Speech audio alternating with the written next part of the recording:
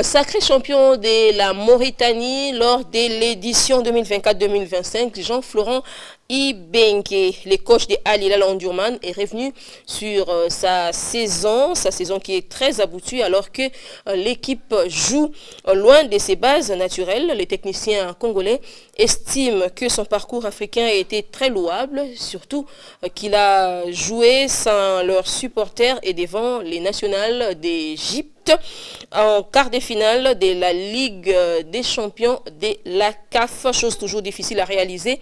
À cœur ouvert, il a fini par adresser un mot à tous les Congolais, surtout à nos frères et sœurs de l'Est du pays. Il est joint au téléphone ici par Junior Bompema.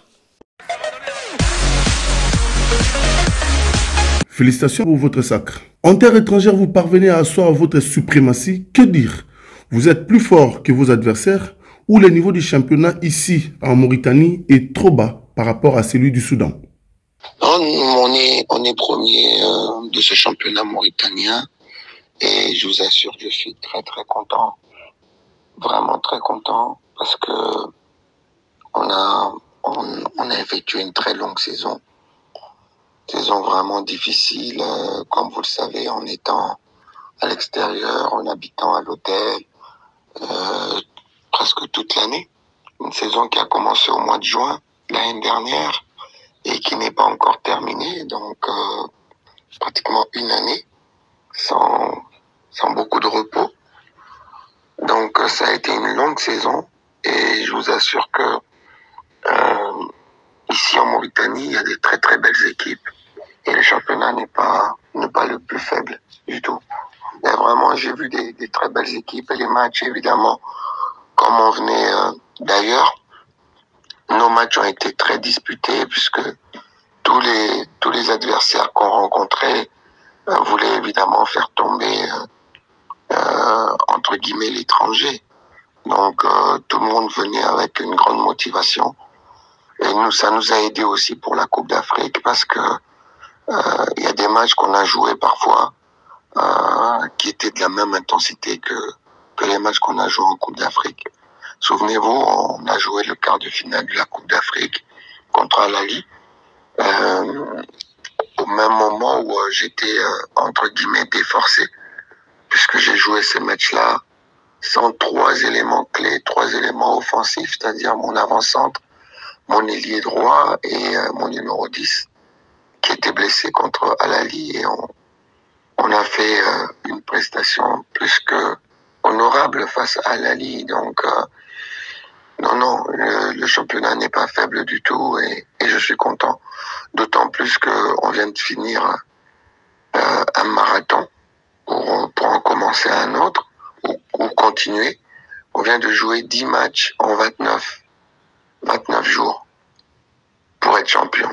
Donc c'est pas évident du tout, vu que pendant la Coupe d'Afrique, on a eu beaucoup de matchs remis et on a dû rattraper, donc on jouait tous les 3 jours. Et ça nous a fait 10 matchs en 29 jours, vous imaginez. Donc c'est vraiment très très très très dur et on est fiers. Vous sentez-vous orphelin de votre public en jouant ici ou vous êtes déjà habitué sans eux et c'est devenu une motivation supplémentaire pour vous? Disons, votre question résume les deux choses. On se sent vraiment, vraiment orphelin. Et surtout, tout est lié. On s'est senti vraiment orphelin pendant la Coupe d'Afrique. On a joué sans nos supporters et je crois que c'est celui-là, ce supporter, les ultras de Al Hilal sont vraiment un 12e homme. Et ils savent nous booster. Et je pense qu'avec eux, on aurait certainement fait autre chose face à Al Ahly parce qu'on a joué un quart de finale devant des gradins vides. Et ça n'a pas eu la même saveur. Et là aussi, quelque part, on ne comprend pas totalement les décisions de la CAF parce qu'on avait souhaité jouer notre match retour à Benghazi, là où il y a beaucoup de Soudanais, on a un soutien populaire. Et la CAF nous a refusé de jouer là-bas. On ne sait pas pourquoi jusqu'à maintenant, ils ont dit qu'il n'y avait pas la possibilité d'avoir la VAR là-bas. Alors que moins d'une semaine avant, il y a l'équipe nationale du Soudan qui a joué sur le même terrain contre le Sénégal pour les éliminatoires de la Coupe du Monde. Et nous, on nous a refusé d'aller là-bas. Donc, voilà. Bon, on ne veut pas chercher des sorciers. On a accepté, mais ce deuxième homme nous a manqué. Et en même temps, ça a été une motivation pour pouvoir gagner et lui faire plaisir partout où il est disséminé, parce que pendant la guerre, tout le monde est parti en mode sauf qui peut. Et les gens se sont disséminés et ils ont pu vivre notre saison de façon séparée, mais avec une bonne vibration, parce que je crois qu'on a donné beaucoup d'émotions. Coach Ibenge, nous savons que vous aimez être modeste et effacé, mais remarquable dans le travail. Cette question nous passe par la tête. Aujourd'hui, vous êtes l'un des meilleurs coachs en Afrique et une fierté pour le Congo, votre pays. Bien sûr, si jamais le pays vous rappelait pour revenir travailler ici chez vous, ça sera quoi votre approche, pour ne pas parler d'une réponse?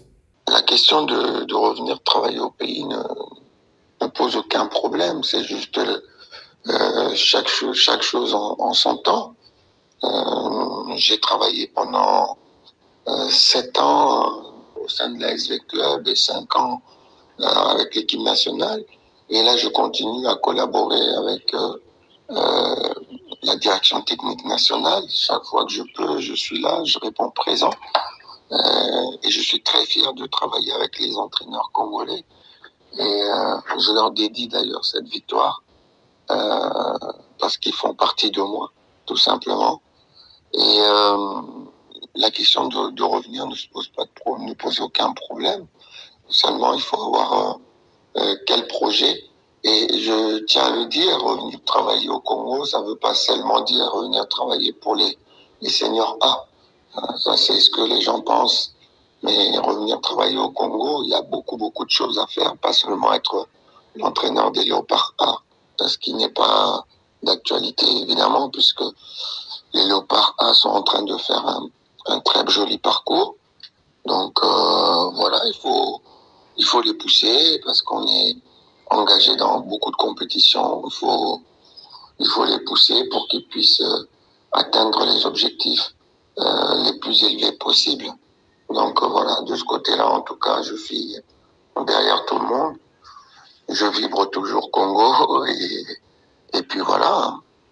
Et votre parcours africain et votre parcours national peuvent constituer pour vous un bilan positif ou mitigé cette saison? Cette question, vraiment, je suis très fier. Le bilan est largement positif. Alors, on a du regret par rapport au match contre Al Ahly, mais c'est quand même Al Ahly la meilleure équipe d'Afrique. Et quand on arrive à avoir du regret face à la meilleure équipe d'Afrique, ça veut dire que vous avez énormément progressé. Et il faut contextualiser les choses. Et vous verrez que on a vraiment fait des choses incroyables dans la situation dans laquelle nous nous sommes retrouvés. Je vous assure que c'est pas simple du tout d'habiter à l'année à l'hôtel, toute l'équipe, manger quasiment tout le temps la même chose, et puis être toujours à l'affût de la moindre, avec des joueurs qui sont à l'affût de la moindre nouvelle, si ça n'a pas bombardé chez lui là-bas, parce qu'il y en a qui ont leur famille au Soudan et l'insécurité continue. Donc mentalement, ça a été très dur. Donc voilà, moi je remercie en tout cas tout le monde, les dirigeants, le staff technique, les joueurs et ceux qui nous ont soutenus pendant toute cette saison qui a été franchement très belle, parce qu'on a réussi à faire une belle compétition africaine avec des très beaux matchs. Ensuite, on a enchaîné ici en championnat, un championnat très difficile, et on a réussi à mettre en place un jeu qui a été agréable pour tout le monde. Alors, avant de finir, coach, quel est votre rêve le plus fou que vous n'avez pas encore réalisé en carrière? Il n'y a pas vraiment un rêve fou que je n'ai pas réalisé. Souvenez-vous, quand j'ai décidé de quitter l'équipe nationale, quand j'ai dit au revoir, quand j'ai quitté, et même quand j'ai quitté Vita Club, j'ai toujours dit merci, quoi. Franchement, je n'ai pas à me plaindre, j'ai toujours dit merci. Quoi qu'il s'est passé, mais j'estime avoir beaucoup reçu du public congolais et de la population congolaise, donc je peux pas être ingrat. De ce côté-là, vraiment, c'est exceptionnel ce que j'ai reçu au niveau de la population comme soutien. En tout cas, pendant 7 ans, on a vraiment vibré ensemble et on a fait quelque chose pour le football congolais. Je suppose que vous pensez, si jamais il y a vraiment quelque chose qui pourrait manquer, c'est peut-être la Coupe du Monde. Mais vous me donnez l'occasion de dire que quand je suis arrivé, quand on m'a donné l'équipe nationale, le peuple congolais ne pensait plus du tout à aller en Coupe du Monde. On avait été en Coupe du Monde en 74 et depuis, ça n'était plus du tout dans la tête des gens. Et moi, c'est l'une de mes premières choses quand Constant Marie m'a donné la chance de prendre l'équipe nationale. Je lui ai dit tout de suite que je voulais aller en Coupe du Monde. Voilà, c'était mon objectif. Donc je voulais. Et je ris parce que quand j'entends les gens parler, parfois, j'ai l'impression que c'était leur objectif, alors que c'est moi qui ai remis ça dans la tête des Congolais. Et on s'est donné les moyens de faire rêver cette équipe. Bon, on a raté à la dernière marche, mais au moins on a mis ce processus en marche et tout le monde maintenant rêve. Donc, voilà, c'est quand même une satisfaction de penser que le Congo peut maintenant à chaque fois postuler pour aller à la Coupe du Monde. Déjà d'avoir rêvé grand, ça a été une bonne chose. Mais c'est vrai que je rappelle encore, le foot, ça, c'est super bien et la Coupe du Monde, c'est l'apothéose. Donc c'est vraiment le summum du football. Donc y aller, c'est une belle chose. Mais au-delà de ça, je vous rappelle encore une fois que c'est les relations humaines, l'aventure humaine, ça ne remplace pas tous les trophées. Donc pour moi, tous les trophées sont bien, mais ça ne remplace vraiment pas l'aventure humaine. Hier, après avoir gagné, j'étais dans ma chambre à 23h et il y a quelqu'un qui est venu taper. Quand j'ai ouvert, par exemple, c'était mon gardien de but qui partait en sélection. Je l'avais pas fait jouer pour la rotation parce que, comme je vous ai dit tout à l'heure, on a joué 10 matchs en 29 jours. Donc, j'ai fait beaucoup de turnover. Et il est venu me voir pour me dire qu'il allait en sélection le matin. Et que comme j'arrivais en fin de contrat et que j'ai pas encore renouvelé et qu'il savait pas s'il allait me revoir, donc il est venu me dire au revoir en étant tout triste au bord des larmes. Donc voilà, c'est beaucoup plus fort qu'un trophée, quoi. Donc voilà, pour moi en tout cas.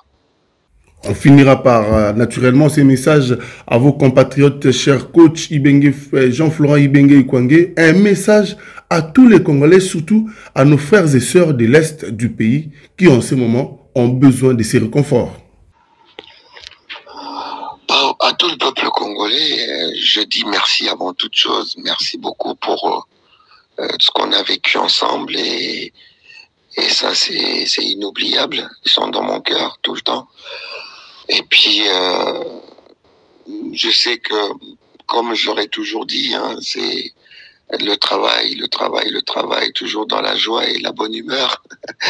Toujours dans la joie et la bonne humeur, mais le travail d'abord.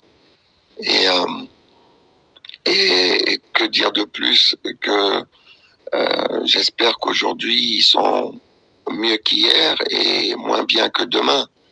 Donc, je sais que la situation n'est pas simple.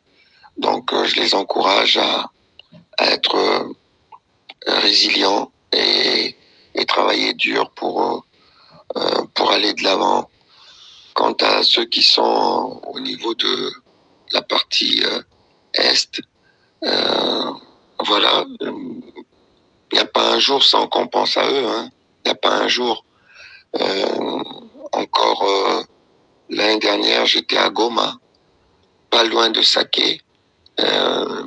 Donc bon, voilà.